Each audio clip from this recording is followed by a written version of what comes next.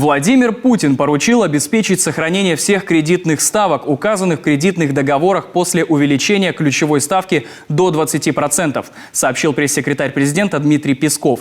Ранее в некоторых телеграм-каналах распространились фейки, что Сбер якобы поднимет ставки по выданным кредитам на 25–30%. Причина – повышение ключевой ставки Центробанком. Цель подобных информационных вбросов – создать панику среди населения. В Сбербанке официально сообщили, что организация не планирует вносить изменения в условия уже выданных ипотечных и потребительских кредитов, в том числе повышать ставки. Никаких изменений по действующим потребительским и ипотечным кредитам Сбербанк не вводит. Ранее руководитель Центробанка Эльвира Набиуллина заявила, что российская финансовая инфраструктура будет работать бесперебойно.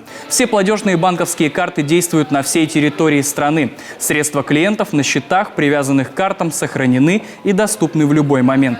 Информация об ограничениях не соответствует действительности. Сообщение о запрете на вывод средств – очередной фейк. Достоверность легко проверить на новом ресурсе войнасфейками.рф. Здесь развенчивают ложь и дают ссылки на реальные опровержения. Цель проекта – исключительно объективные публикации.